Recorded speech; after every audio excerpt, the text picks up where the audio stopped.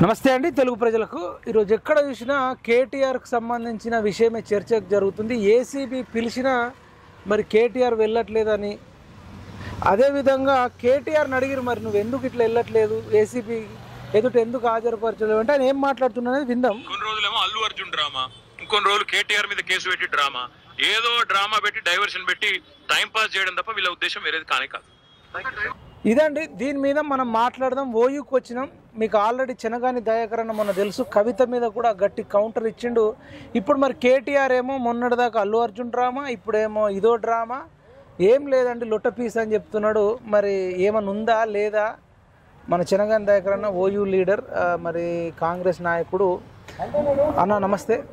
నమస్తే అన్న, చెప్పండి, ఏదంతా లొట్ట పీస్ కేసు పట్టుకుని ఎన్ని రోజులు అన్న సాగరిస్తారు అటు మొన్న ఈ లొట్ట పీస్ కేసా లేకపోతే ఇంకే కేసా? ఎందుకు భయం? ఎందుకు మరి ఎందుకు బారిపోతున్నావు? రావచ్చు కదా, నేను సవాల్ చేయొచ్చు కదా. నేను అనేది ఇవాళ అక్రమంగా సంపాదించిన డబ్బులతోని జబ్బలు జరుచుకొని నేను దొంగను కాదని రుజువు చేసుకోవడానికి ఎన్నో రకాల ప్రయత్నాలు చేసిన చట్టం నుంచి, పోలీస్ నుంచి, ఏసీపీ నుంచి, దర్యాప్తు సంస్థల నుంచి కేటీఆర్ అనేటోడు తప్పించుకోలేడు. ఒకటే నెంబర్ 1. 2022లో 42 కోట్లు అక్రమంగా గ్రీన్కో కంపెనీ వాళ్ళ నుంచి అక్రమంగా డబ్బులు తీసుకొని వాళ్ళ గ్రీన్కో కంపెనీ సంబంధించి అనిల్ కానీ, కొల్లి మహేష్ కానీ ఏర్పాటు చేసినటువంటి నెక్స్ట్ జెన్ కంపెనీలతోనే ఈ కార్స్ ఒప్పందం చేసుకొని 2 నెలలకు పుట్టినటువంటి కంపెనీతో ఒప్పందం చేసుకొని ఆ కంపెనీ దేశమంతా ఏర్పాటు చేసి ఈ కార్స్ రేసు దాన్ని విస్తరించాలనే ఉద్దేశంతో జరిగినటువంటి కుట్ర ఇది. కాబట్టి ఇవాళ గ్రీన్కో అనిల్ కానీ, కొల్లు మహేష్ కానీ వాళ్ళ నుంచి అక్రమంగా డబ్బులు తీసుకొని మళ్ళీ తిరిగి ఆ కంపెనీకే ఈ కార్స్ రేసు ఒక అప్పగించి దుర్వినియోగం చేసి తెలంగాణ ఈ కార్స్ రేస్ జరిగినప్పుడు హైదరాబాద్లో మొత్తం చుట్టుపక్కల స్కూళ్ళకు కూడా ఆల్దేస్ ఇచ్చారు. హైదరాబాద్ నగర ప్రజలకు ఎంత ఇబ్బంది పడదంటే అంత ఇబ్బంది. దానివల్ల ఆవగిందంత ఉపయోగం లేదు. బ్రాండ్ ఇమేజ్ తీసుకొచ్చి ఏమి హైదరాబాద్ లో పుట్టి అక్రమంగా డబ్బులు సంపాదించడం కోసం ఇక్కడ బ్రాండ్ ఇమేజ్ అని క్రియేట్ చేసి డబ్బులు ఇచ్చేసి హుస్సేన్ సాగర్ ట్యాంక్ బండ్ చుట్టూ అంతా విధ్వంసం చేసి రోడ్లు వేయించి దానికోసం చాలా విధ్వంసం చేసి ప్రజలకు నానా రకాల యాతన పడ్డారు. ప్రజలు గగ్గోలు పడితే కూడా దాని గురించి ఇది కాలేదు. చివరకు ఆ కారు లేసి కూడా ప్రమాదానికి గురైనటువంటి సందర్భాలు కూడా మనం చూసినాం. అంటే కేటీఆర్ అనేటోడు చదువుకుండా లేకపోతే మైండ్ మోకాళ్ళు ఉందా, వీడు అమెరికాలో సాఫ్ట్వేర్ చేసిన అన్నాడు. ఎట్లా నేను అనేది అది గతి లేక ఉన్నటువంటి పాలించినటువంటి పిచ్చోడి చేతిలో 10 ఏళ్ల పాటు ఇది ఎక్కడ చూసినా పైసలు తప్ప, మాఫియా తప్ప, మోసం తప్ప ఏం లేదు వాళ్ళు సాధించేది. మీరేం ఇట్లా అంటారు? రేవంత్ రెడ్డిని ఆయన అవులగాడు, దొంగ, మోసగాడు, ప్రజలను మోసం చేసిండు అని చెప్పి కేటీఆర్ ప్రతిరోజు ప్రెస్ మీట్ పెడుతుంటారు. ఎక్కువ మాట్లాడితే, గట్టిగా మాట్లాడితే, ముఖ్యమంత్రిని ఎక్కువ గలీజ్ పదాలతోని లేకపోతే ఎక్కువ అబ్యూజర్ పదాలతో తిరిగితే నేను పెద్ద హీరోని అవుతాను అని కేటీఆర్ అనేటోడు మురుస్తుండేమో. కానీ లోపల తన భయం తానుకుంది.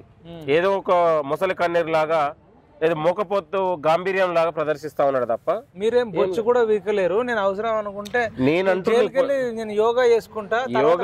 నువ్వు యోగా చేస్తావా లేకపోతే బింగిల్ తీస్తావా, వంగబడతావా, నిలబడతావా, అది వేరు విషయం కదా. చట్టాన్ని గౌరవించాలి కదా, సవాల్ చేయాలి కదా. నేను అనేది ఇవాళ సిగ్గుండాలి.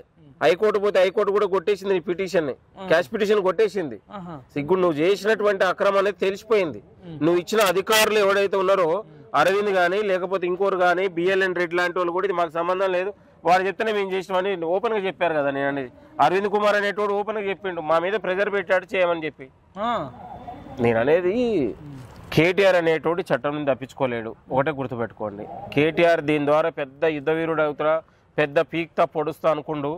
ఏం లేదు, లాస్ట్కు వాడికి ఇప్పుడు భయం జ్వరపడ్డది. అలాగపోతే మళ్ళీ వెళ్తానో లేదో, మళ్ళీ వచ్చేవరకు ఈ అని ఉన్నట్టు నా పోస్టును హరీష్ రావా ఇంకోరు మా చెల్లె కవిత క్యాప్చర్ చేస్తారో నా పని అవుతుంది అయితే అని భయం జ్వరపడ్డది. మొన్నటిదానికి ఏదో అనుకోండు, కానీ ఇప్పుడు అంతా సీన్ రివర్స్ అయిపోయింది. అంత సింపతి వస్తుంది, ఎవరికి లేదు. బీఆర్ఎస్లో కార్యకర్తలే వీళ్ళు లోపల పోవాలని ఉన్న రోజులు 10 ఏళ్ళు మామూలు మనుషుల్లాగా చూడలేదు అని అనేక మంది కార్యకర్తలు ఎవరికి సింపతి లేదండి. గుర్తుపెట్టుకుంటారా? ఎక్కడ ఉంది సింపతి? ఎవరిని పట్టించుకుండు? మనుషుల్లాగా చూసిండు. ఆయన 10 ఏళ్ళు మంత్రిగా ఉండి ఎవరితో సోపతి చేసిండు? చేస్తే సినిమా వాళ్ళతోని, వ్యాపారస్తులతోని, రియల్ ఎస్టేట్ వ్యాపారులతో, ఐటీ కంపెనీలతోని ఉంటే హైదరాబాద్ లేకపోతే దుబాయ్ లేకపోతే సింగపూర్, మలేషియా, అమెరికా. ఎవడైనా ప్రజలతో కలిసిన సందర్భాలు ఉన్నాయా? ఎక్కడుంది నేను అంటున్నా.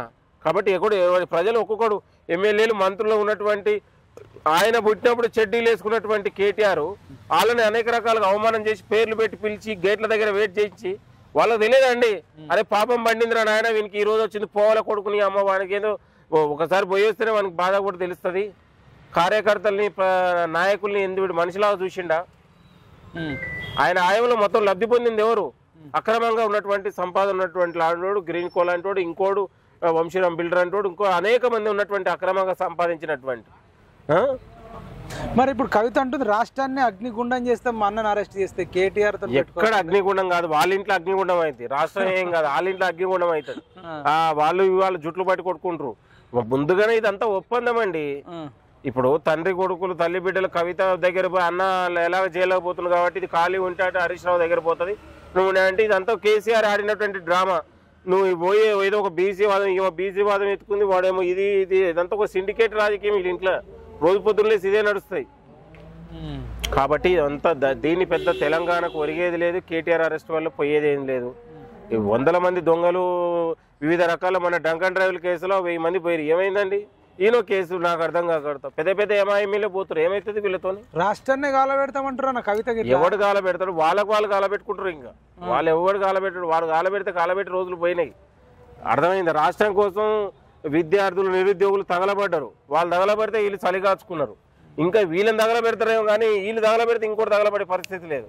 అర్థమైపోయింది కదా. ఓయి నుంచే కొందరు మాజీ ఇల్లు చదివిన వాళ్ళు కూడా కవితకు మద్దతు ఇస్తారు కదా. ఇంకా వాళ్ళంతా పనికి మాలోళ్ళు వాస్తవం కానీ అనేది. ఇప్పుడు దత్తాత్రేయ లాంటి మీకు పరిచయం ఉంటాడు అంతా నేను అనేది. ఆ దత్తాత్రేయ అనేటోడు ఏ పార్టీ ఎక్కడ తిరిగిండు? రేవంత్ రెడ్డి నిన్ను ఏం చేస్తున్నావు ఎక్కడ ఇదైంది? ఆ బీఆర్ఎస్ వల్ల ఏమైనా లబ్ధి పొందిండా? ఎందుకు అరిసి గొంతు పోవడం తప్ప ఎందుకు ఏమైతుంది గుర్తిస్తారా అంటున్నా. ఎమ్మెల్యే టికెట్ ఎవరు ఎమ్మెల్యే టికెట్లు ఇస్తారు? ఎక్కడున్నావు నువ్వు? నేను అనేది వాళ్ళంతా పైసలు కవిత ఎందుకు చేయకూడదు? బీసీ ఉద్యమం కవిత బీసీ నాయకత్వం వహిస్తుంది అని చెప్పి అంటున్నారు కదా.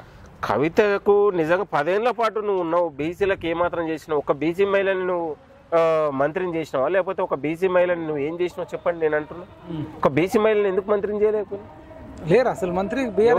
ఎవరు చెప్పు? బీసీ మంత్రి మహిళ ఎవరు చెప్పు? అంతేనా? ఎవరు చెప్పు? నాకు కూడా ఐడియా వస్తలేదు మరి. ఎవరు చెప్పు?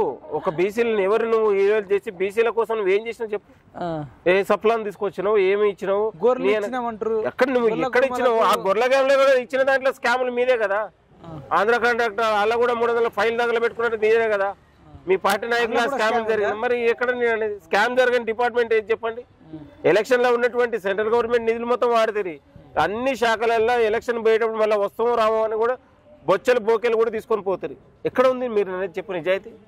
వీళ్ళు బీసీల గురించి కవిత మాట్లాడితే సిగ్గు అనిపిస్తుంది. ఇంకెవరైనా మాట్లాడాలి నేను అనేది. వాళ్ళు అసలు మనుషుల్లాగా ఎవరైనా చూసిరా నేను అనేది? వాళ్ళు ఆకాశం నేల మీద నడవలేదు. 10 ఏళ్ళు బీఆర్ఎస్ ఆకాశంలో నడిచారు. ఇప్పుడు వీళ్ళు కూడా మరి కరప్ట్ చేస్తారు అంటారు కదా ఎమ్మెల్యేలు. ఇప్పుడు కాంగ్రెస్ లోని ఎమ్మెల్యేలు కూడా ఇసుక దందా ఆరోపణలు మనం సమాధానం చెప్పాల్సిన అవసరం లేదు. ఆరోపణలు లాగానే ఉంటాయి. మీరు గుర్తుపెట్టుకోండి. వాళ్ళ రాష్ట్రంలో ఏ సమస్య వచ్చినా ముఖ్యమంత్రి గారు స్పందిస్తారు. ఇవాళ 10 ఏళ్ళు నువ్వు పాలించి హైదరాబాద్ మొత్తం డ్రగ్స్ మయం చేసినావు, గంజాయి చేసినావు, పబ్బులు క్లబ్బులు పెట్టి తెలంగాణ కల్చర్ ని మొత్తం కూడా సర్వనాశనం చేసినావు. ఒక్కడన్నా నీ మాట వినడా? ఒక్క పోలీస్ ఆఫీసర్ సస్పెండ్ చేసినావు? ఒక్కడన్నా అరెస్ట్ చేసినావా? ఇవాళ ముఖ్యమంత్రి రేవంత్ రెడ్డి రాంగ్ ఒక్కొక్కరిని లాగులు దడిచిపోతున్నాయి. చూడండి, ఇలా మీరు చూడండి. ఎక్కడన్నా శాంతి భద్రత విషయం కానీ, హైదరాబాద్ ఫ్రీ డ్రగ్స్ కానీ ఆ రోజు ఎక్కడ పోయింది మీకు సోయి? ఇలా సినిమా యాక్టర్లు అనేటోడు అరే మీరు సినిమాలు తీసుకోండి కానీ ప్రజా సేవల్లో కూడా మీరు భాగం కావాలని చెప్పినటువంటి మొగోడు గతంలో మరి ఏమన్నా చెప్పగలిగిరా? అదే సినిమా యాక్టర్లతో ఇదే కేటీఆర్ అనేటోడు అంటగాగిండు కదా, వాళ్ళతో జల్సాలు చేసిండు కదా. ఇవాళ సినిమానే కానీ సినిమా కూడా ప్రజల్లో ఏదన్నా సామాజిక సేవ దృక్పథం ఉండాలన్నటువంటి చెప్పిండు సీఎం గారు. ఒక్కొక్కటి ఇలా గంజాయి విషయంలో ఇంకో విషయంలో మద్దతు ప్రకటిస్తారు. ప్రభుత్వం కూడా బాధ్యత ఉండాలి కదా నేను అనేది. రైట్. ఇవన్నీ కేటీఆర్ మొత్తానికి కేటీఆర్ అరెస్ట్ ఎప్పుడు అంటారు? అరెస్ట్ అనేది నువ్వు పోలీస్ దర్యాప్తు సంస్థలు తెలుస్తున్నాయి. రేపు ఎప్పుడు తెలిసినా వాళ్ళు తెలుస్తారు. కోర్టులు ఆల్రెడీ కొట్టేసారు. ఎక్కడ పోయినా ఈ దొంగకి ఎక్కడ పోయినా దారులని మూసుకుపోయినాయి అడిగిపోయినా. కాబట్టి దర్యాప్తు సంస్థలు పక్కన కేటీఆర్ జైలుకు పోవడం మాత్రం పక్కనరా? ఎవడో ఆపలేడు. మనం ఇచ్చినటువంటి ఆ సెక్షన్లు కానీ, ఆ అవినీతి కానీ, జరిగిన అక్రమాలు కానీ ఎవడు ఆపలేడు. కాదు అది ఒక్కటే ఉందా మరి కేటీఆర్ ఇంకేం లేవా దందాలు? అన్ని బయటకు వస్తున్నాయి కదా, అన్ని బయటకు వస్తున్నాయి కదా ఒక్కొక్కటి. దర్యాప్తు సంస్థలు ఏదైతే ఉందో ఈయన బొంగన అయ్య మీద వస్తుంది, ఇంకోటి మీద వస్తుంది. ఇప్పుడు హరీష్ రావు మీద వచ్చింది, హరీష్ రావు మీద పోయి ఏమంటే ముందొస్తుంది నన్ను అరెస్ట్ చేయొద్దని ప్రకటించు. ఎవరికి వాడు అంత దొంగల మూటలు అంతా చెల్లా చెదరైపోయారు ఒక్కొక్కడు. రోజు పొద్దున్న లేస్తే కోర్టులల్లే వాడు ఒకడు హైకోర్టు అంటాడు, ఒకడు సుప్రీంకోర్టు అంటాడు, ఇంకోటి అంటాడు. డబ్బులు బాగున్నాయి అడ్వకేట్లను పెట్టుకుంటారంట. ఇక ఇదే నేను అనేది. చట్టాలలో కూడా చాలా లొసుగులు ఉన్నాయి అంటారా మరి? ఇప్పుడు ఈ దొంగలకు ముందస్తు బెయిల్ ఇచ్చుడు ఎందుకు? మధ్యాంతర బెయిల్ ముందు ఏదో రకరకాల కారణాలు చెప్పుకుంటారు, అది బాగాలేదు ఇది బాగాలేదు, అనుకూలంగా అది బాగాలేదు ఇది బాగాలేదు అని చెప్పుకుంటారు వెళ్ళిపోయి. ఇక నీకు తెలియదు ఏముంది మరి పలానా ఫోన్ ట్యాపింగ్ ఎటువైంది? ఫోన్ ట్యాపింగ్ అవుతుంది కదా, పోయి అమెరికాలోనే ఉన్నాడు, అన్ని అయితేనే ఉన్నాయి. ఫోన్ ట్యాపింగ్ అంటారు, కాళేశ్వరం అంటారు, అన్ని వస్తాయి, అన్ని వస్తాయి. చట్టం అనేది ఎక్కడ ఆగదు. చట్టం ఆగుడే అవుతుంది కానీ వీళ్ళైతే రెచ్చిపోతారు కదా, అన్ని వెళ్తాయి. రెచ్చిపోవడం అండి ఇదే జనరల్ గా. 4 మాటలు ఎక్కువ మాట్లాడితే తిట్టిండు కాబట్టి నన్ను అరెస్ట్ చేసిరు, మాట్లాడింది కాబట్టి మేము ప్రజల గురించి రోజు పొద్దున్న లేస్తే ఏం మాట్లాడి అంటే అసలు ఒకడు జర్నలిస్ట్ క్వశ్చన్ వేసిండు. అదే ఏం సార్ మీరు కేటీఆర్ గారు మీరు ఈ కార్స్ రేస్ లో కుంభకోణం, అరే ఈ కార్స్ అదే వదిలిపెట్టి ఇంకో 6 గ్యారెంటీల స్కీములు ఇంకోటి, అరే 6 గ్యారెంటీల స్కీమ్ ఏదైనా నాయన రోజుకొకటి అమలు అవుతుంది. నువ్వు చూస్తుండు రోజు పొద్దున్న లేస్తే ముఖ్యమంత్రి గారికి మంత్రులకు ఇంకా వేరే పని ఏమైనా ఉందా? మీరు చూడండి. ఇంకేమైనా మంత్రులు ఏమన్నా మీదేమన్నా మా ముఖ్యమంత్రి కానీ మంత్రులు ఏమైనా విదేశాలకు పోయి ఎంజాయ్ చేసి వస్తురా, ఎక్కడన్నా ఫారెన్ ట్రిప్పులు పోయిరా? ఎక్కడ పోయినా కూడా ప్రజల కోసమే కదా. ఇలా దావోస్ పోయినా, అమరీస్ పోయినా, డల్లాస్ పోయినా అది అభివృద్ధి కోసమో లేకపోతే నిధుల సేకరణ కోసం కావాలి, ఇంకోటి కానీ లేకపోతే డెవలప్మెంట్ కోసం కానీ తప్ప ఇంకెక్కడన్నా వ్యక్తిగత ఉందా? ఇలా ముఖ్యమంత్రి గారు మంత్రులు ఎక్కడన్నా వ్యక్తిగత లీవులు పెట్టుకుని ఏమైనా తిరుగుతారా? మీరు ఎక్కడన్నా ఒక మంత్రి కానీ ముఖ్యమంత్రి ఫోటో ఎక్కడన్నా చూసారా మీరు? ఫ్యామిలీతో ఈ ఫంక్షన్ పోయినట్టు సందర్భాలు. ఇలా తెలంగాణ ఒక యుద్ధం జరుగుతుంది, యుద్ధ ప్రాతిపదికన తెలంగాణ విధ్వంసం అయిపోయి అవినీతి అయిపోయి 7 లక్షల కోట్ల అప్పులు జరిగినటువంటి తెలంగాణను మళ్ళీ తిరిగి ఒక పునర్నిర్మాణం చేసుకొని ఇవాళ సంక్షేమ పథకాలు ఆగట్లేదు, ఇవాళ పరీక్షలు ఆగట్లేదు, నిరుద్యోగులకు ఉద్యోగాలు ఆగట్లేదు, రైతులకు రైతు రుణమాఫీ ఆగట్లేదు, ఇవాళ మహిళలకు మహిళా పథకాలు ఆగట్లేదు. ఎక్కడ కూడా సంక్షేమ పథకాలు ఆగకుండా వాటిని మళ్ళీ పదును పెట్టిస్తూ వాటికి నిధులు కేటాయిస్తూ వాళ్ళకి శరవేగంగా ఉన్నటువంటి అభివృద్ధి పనులు జరుగుతూ ఉన్నాయి తెలంగాణలో. మరి మీరు అట్లా అంటారు. ఇప్పుడు ఆర్ఎస్ ప్రవీణ్ కుమార్ ఏమంటుండంటే అసలు ఏవన్గా రేవంత్ రెడ్డినే పెట్టాలి ఈ ఫార్ములా కారుకు సంబంధించి అని చెప్పి ఆయన రాసుకొచ్చిండు కదా. ఇవన్నీ నేను ఆర్ఎస్ ప్రవీణ్ గారి గురించి మాట్లాడినండి. ఆర్ఎస్ ప్రవీణ్ కుమార్ ఐపీఎస్ అండి. ఐపీఎస్ అయితే ఏందండి? ఐపీఎస్ అయితే ఐపీఎస్ హోదానే ఉండాలి. రాజకీయాలు ఎందుకు మరి? ఐపీఎస్ అన్నప్పుడు ఇంటనే పడుకోవాలి. ఎందుకు ఐపీఎస్ అన్నప్పుడు? కేటీఆర్ అరవింద్ కుమార్ మంచోళ్ళు, ఇలా రేవంత్ రెడ్డి ఈ కేసు ఫార్ములాలో. ఇదే ఆర్ఎస్ ప్రవీణ్ కుమార్ కేటీఆర్ అనేటోడు పేపర్ లీకేజీలో అతను హస్తం ఉందని ఇదే ఉస్మాన్ యూనివర్సిటీకి వచ్చి చెప్పిండు కదా. మరి ఈయనకి ఇట్లా దేవుడు ఎట్లా అయిండు, మంచోడు ఎట్లా అయిండు? నేను చెప్తున్నా చూడండి. నేను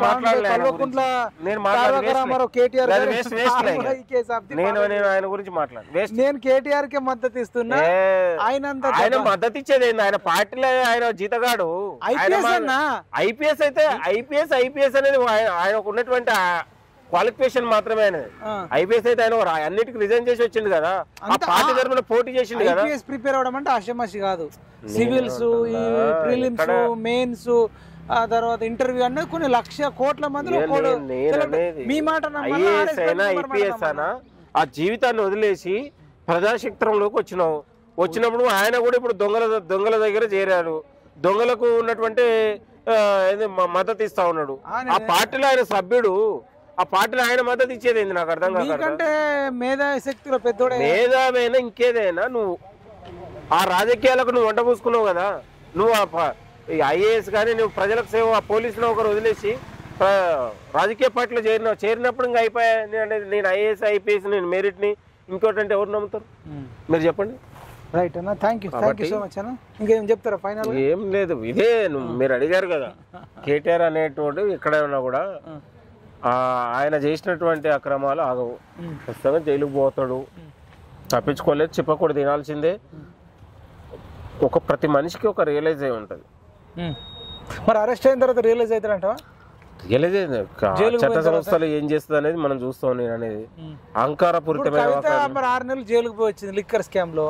ఆమె ఏం రియలైజ్ అయినట్లేదు, మళ్ళా అదే సేమ్ డ్రామా ఎట్లా ఉంటది అంటే వాళ్ళ యొక్క వ్యక్తిత్వాన్ని కప్పిపుచ్చుకోవడానికి. మరి అరెస్ట్ చేసిన వాళ్ళలో మార్పు రానప్పుడు మరి అరెస్ట్ అయితేంది కాకపోతే ఆ జైలుకు పోతుంది ప్రజలకు తెలుస్తుంది. కవిత 6 నెలలు జైలు ఉంటేనే ఆమె మళ్ళా వచ్చి బీసీ ఉద్యమం అంటుంది. దొంగను అరెస్ట్ చేసినప్పుడు పరివర్తన కోసమే కదా, పరివర్తన కోసమే జైలుకు పంపుతారు కదా. ఇక నేను అనేది అంతకు మించి ఏంటంటే మరణశిక్ష అయితే వేయలేం కదా మనం. అయ్యొచ్చు ఏముంది, ఎట్లా ఇస్తారు? నేను అనేది చట్టాలలో ప్రజాస్వామ్య దేశం కదా, ప్రజాస్వామ్యబద్ధంగా కూడా శిక్ష చేయొచ్చు కదా ఆర్థిక నేరగాళ్లకు. అది చట్టం చూసుకుంటది. దర్యాప్తు సంస్థలు ఏ శిక్షలు వేస్తారు ఏందనేది చూద్దాం. రైట్ అన్న, థ్యాంక్ యూ. ఇదండి జనగణ దయాకర్ అన్నతో సంచలన ఇంటర్వ్యూ. కేటీఆర్ అరెస్ట్ అవడం మాత్రం పక్కా. దీంట్లో 40-50 కోట్ల వరకు పెద్ద మొత్తంలోనే క్విట్ ప్రో ప్రకారం వాళ్ళకు నచ్చిన కంపెనీ 2 నెలల ముందే పెట్టి వెంటనే దానికి ఇచ్చిర్రంట. ఇది తెలంగాణలో హైదరాబాద్ బ్రాండ్ అంబాసిడర్ కాదు, ఆయన వ్యక్తిగతంగా వాళ్ళ బీఆర్ఎస్ పార్టీకి విరాళం ఇప్పించుకున్నాడు, అందుకని ఇదంతా చేసిన అంటున్నారు. చూద్దాం మరి కేటీఆర్ కరెక్టా, జనగణ దయాకర్ అన్న మాటలు కరెక్ట్ అనేది చూద్దాం. ఈ వీడియో ఎక్కువ మందికి షేర్ చేయండి. జై జవాన్, జై కిసాన్, జై